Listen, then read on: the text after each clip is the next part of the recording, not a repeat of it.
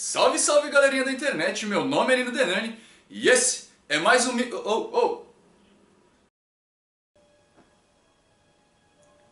E esse é mais um vídeo meu aqui na internet.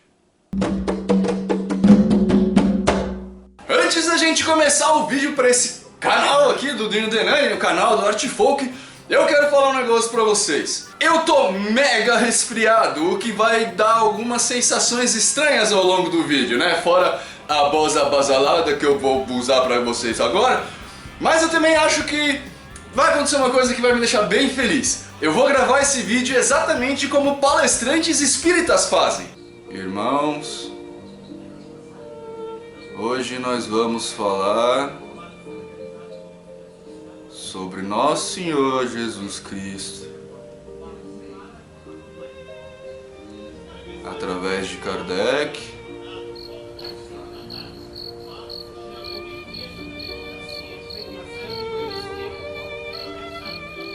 e do Espírito da Verdade.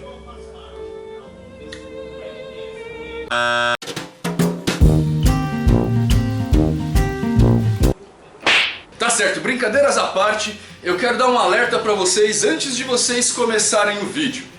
Por favor, hoje vai ser um tema muito bacana, um tema muito legal, um tema pra família.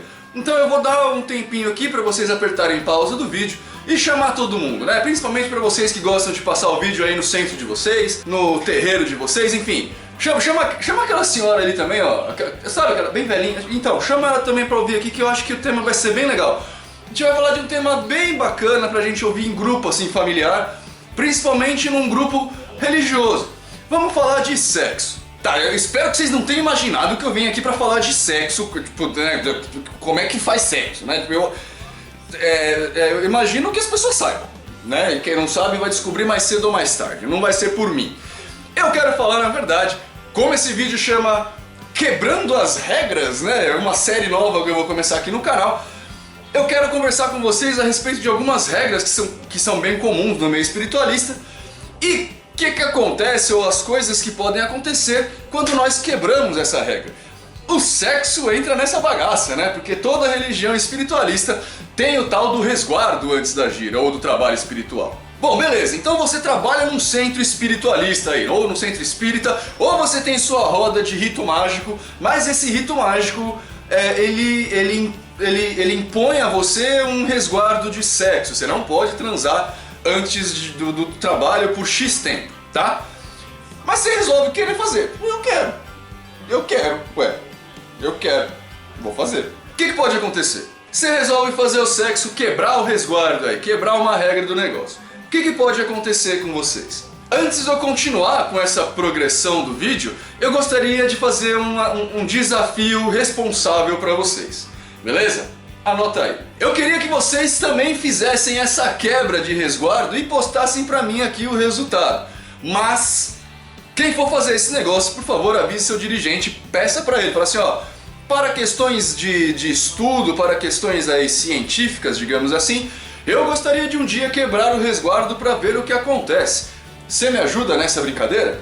E vê o que ele fala, segue o que ele fala, tá? Não vai fazer eu passar por cima do cara, tá? Tipo, não é essa a minha história aqui. Eu só acho que a gente tem que experimentar, mas se o cara falar que não faz, vai atrapalhar todo mundo, atrapalhar a corrente inteira. Mas de qualquer forma, qual que é o grande problema então de se fazer sexo antes do trabalho espiritual, né? O ato, a junção do homem com a mulher tem algum problema? Ficar de pau duro tem algum problema? Eu vou falar bastante palavrão, eu acho, nesse vídeo, tá? Então eu vou tentar colocar um pi. Enfim, ficar de pau duro tem algum problema? Ficar excitado tem algum problema? Aonde que é o problema aí do sexo? Vamos lá! Bom, primeiro a gente tem que definir aqui o que é sexo, tá? E eu vou explicar um negocinho muito diferente que eu ouvi na minha vida, mas a gente vai chegar num quociente comum aí, no mínimo divisor comum, pra gente conversar essa história. Quando eu tô falando sobre sexo, eu tô falando na verdade do ato em si, tá? Eu tô falando de quando o cara tira a roupa e produz alguma coisa pra chegar ao orgasmo, ou quando a mulher, ambos, de roupa ou sem roupa, né? A roupa na verdade não é besteira, mas enfim, é aquele ato que é feito conscientemente para atingir um orgasmo, beleza? E aí eu estou incluindo também sexo a 2, a 3, a 4, masturbação e todas as variações que a gente conseguir chegar para ter um orgasmo, ok? Isso é sexo que eu estou falando hoje. Quando a gente fala de se apaixonar ou de estar amando, isso não entra na classificação de sexo que eu estou usando para esse vídeo, ok? Bola pra frente. A grande situação quando a gente então faz o sexo antes da gira é que a gente vai começar a comungar com uma energia extremamente densa e de uma forma extremamente rápida. Para quem viu o nosso videozinho a respeito de pactos de sangue, rituais de sangue, tá aqui ó, rituais de sangue, já saca um pouquinho a respeito disso com relação ao sacrifício animal, né? Quando a gente mata um animal para que o sangue desse animal jorre, a gente está liberando uma grande quantidade de prana denso no ambiente que a gente está usando ali, né? Então a gente está se densificando, é um boom energético negativo. E esse boom energético negativo é difícil da gente controlar. Quando a gente está falando de sêmen, de esperma, de ejaculação, tanto masculina como feminina, de orgasmo, a energia que a gente está liberando ela é bem parecida com isso. Pega aí que a gente vai explicar isso melhor. Beleza, então imagina o seguinte, ó, a gente está num planeta, né, que a gente tem aí uma série de energias que nos cercam, que nos atingem, né? Essa energia a gente costumeiramente chama de prana, é uma energia única, tá? Eu vou fazer o seguinte, eu vou fazer um esqueminha aqui do lado para vocês me acompanharem. Então, ó, essa energia é o prana. Acontece que essa energia prana, ela é uma energia una e por compreender toda uma gama de faixas vibratórias dentro dela, de faixas de energia diferentes dentro dela, dessa forma. Viu? Quando a gente pega o prana e separa ela então em diversos níveis de energia, a gente tem energias que são desde a mais densa, que é essa aqui, até a mais sutil, que é essa aqui. Quando a gente está falando de um ritual de sangue ou um ritual sexual, a gente está falando dessa energia aqui. Mas eu imagino que vocês estão pensando aí, então Nino, não é, você falou pra gente que energia negativa não é uma energia ruim, então qual que é o problema de usar aquela faixa vibratória em específico? Problema nenhum, na verdade. A grande situação é que, ó, essa energia aqui, ela também é dividida assim como todas as outras faixas, mais ou menos nisso aqui. Tá vendo? A gente tem toda uma gradação, então a energia, que é a faixa mais densa, ainda tem uma faixa que é mais densa da densa, né? Ela é hiper pesada. Quando a gente está falando de ritos de sangue, por exemplo, a gente está usando isso aqui. Quando a gente está falando de ritos sexuais, a gente está falando disso aqui. A gente, quanto ser humano, a gente está mais ou menos, né? Eu vou pegar uma generalização, a gente está aqui. Então quando a gente está usando algum desses tipos aqui de energia, a gente está se densificando além do que a gente precisa. E o melhor de você entender, a gente está se identificando,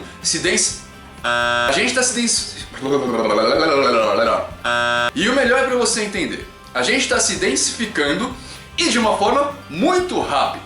Quando a gente está fazendo um trabalho de Umbanda, por exemplo, e vai fazer um transporte, uma puxada de um obsessor, a gente naturalmente se negativa, se densifica. Além do que um Exu, por exemplo, faz no dia a dia com a gente nas giras. Só que nesse caso a gente está indo para uma camada muito baixa e muito rápido. É extremamente complicado a gente chegar nesse ponto, né? Mas na prática, o que isso quer dizer? Que quando a gente faz sexo antes da gira, a gente vai para aquela faixa vibratória muito densa.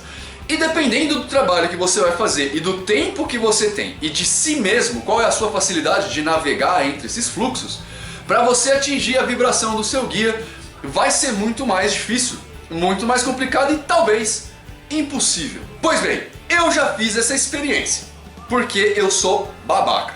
Não, você é burro, cara, que loucura. Eu já fiz essas experiências em tempos idos, então eu sei qual que é o problema que acontece comigo, tá? Mas de novo, eu gostaria que vocês também fizessem esse experimento, sempre com a aquiescência do seu dirigente espiritual ou do seu grão-mestre de magia. Mas tio Nino, e os ritos de magia sexual? Pois bem, as escolas de magia que usam o rito sexual de magia, eles têm toda uma preparação do magista para chegar até esse nível. Não pensa você que você vai entrar numa OTO da vida e no primeiro nível você já vai chegar comendo alguém, tá? Tipo, não é bem por aí não. Se for nesse caso é mais fácil ir pra zona, legal. Existe toda uma preparação e você, provavelmente, né, as pessoas mais novas, elas participam do rito sexual comungando com a energia, mas só quem faz o ato em si é o sacerdote e a sacerdotisa. São os caras que são mais altos na hierarquia. Caras que já passaram muito tempo por isso.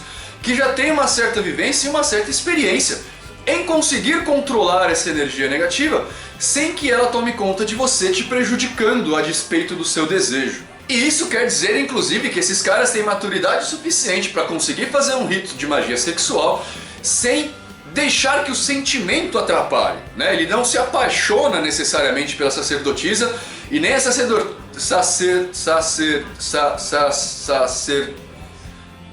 eu incorporei a Dilma agora.